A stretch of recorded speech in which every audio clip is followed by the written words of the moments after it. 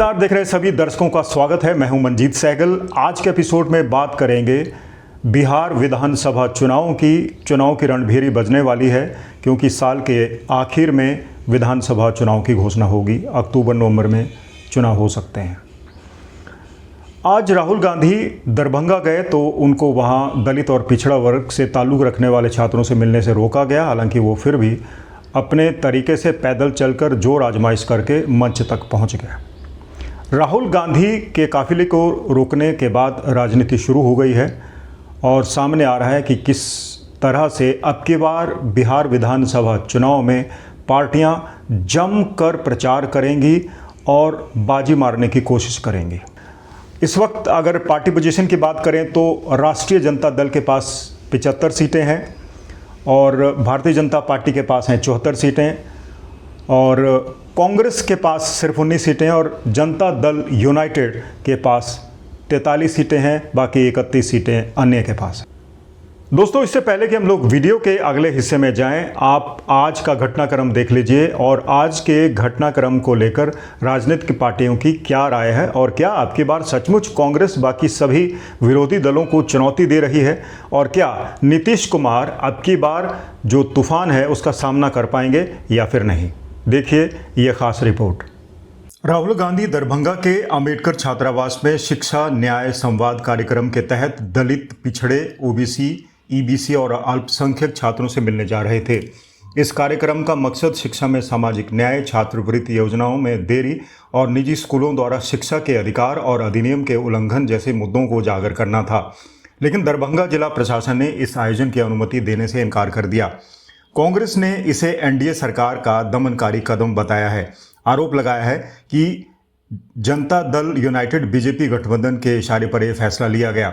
जिला कल्याण अधिकारी ने 14 मई को कांग्रेस को सूचित किया था कि कार्यक्रम की अनुमति नहीं दी जाएगी, लेकिन कोई ठोस कारण नहीं बताया गया था। कांग्रेस के राष्ट्रीय मीडिया संयोजक अभय दुबे ने इसे सामाजिक न्याय और शिक्षा के मुद्दों को दबाने की साजिश करार दिया है।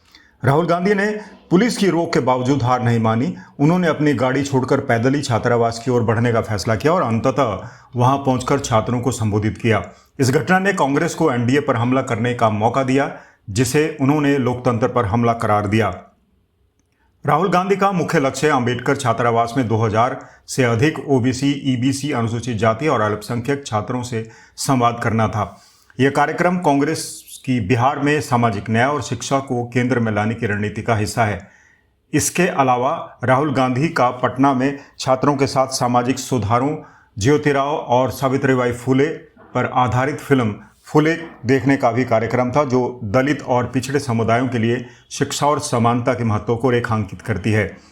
यह दौरा कांग्रेस की उस व्यापक रणनीति का हिस्सा था जिसके तहत बिहार में दलित, पिछड़े और अल्पसंख्यक समुदायों को एकजुट कर अपनी राजनीतिक जमीन मजबूत करना चाहती है। यह रणनीति 2024 के लोकसभा चुनाव में बिहार में बेहतर प्रदर्शन के बाद और तेज की गई है।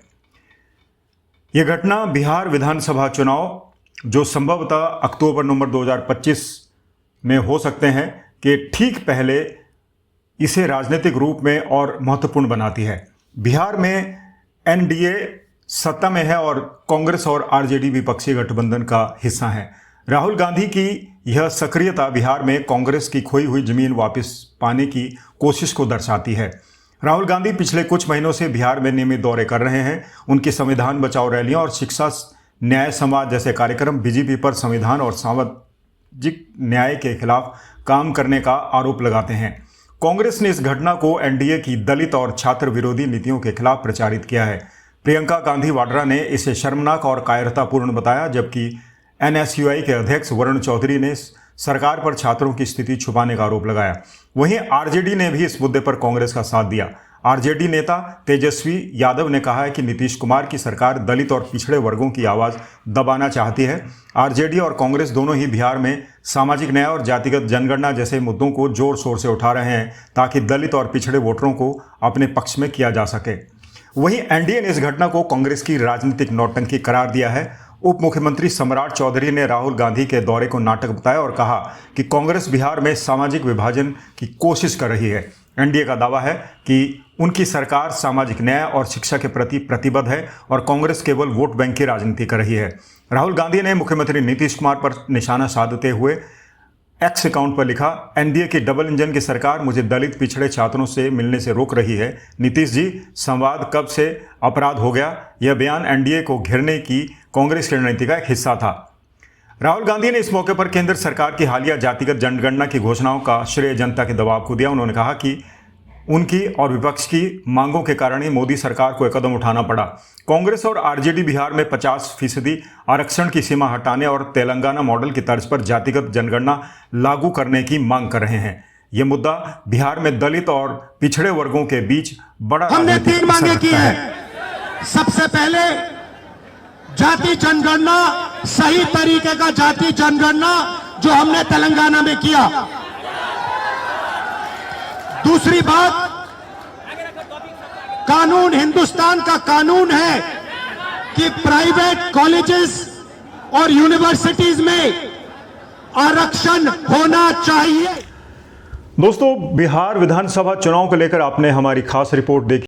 कांग्रेस की जो रणनीति है, कांग्रेस की जो स्ट्रैटेजी है, वो बिल्कुल सामने आ रही है। राहुल गांधी लगातार बिहार के दौरे कर रहे हैं। कांग्रेस की नज़र एक बार फिर से अपने परंपरागत वोट बैंक पर है। देखना दिलचस्प होगा, क्या कांग्रेस एक बार एनडीए के किले में सेंध लगा पाएगी या फिर नहीं।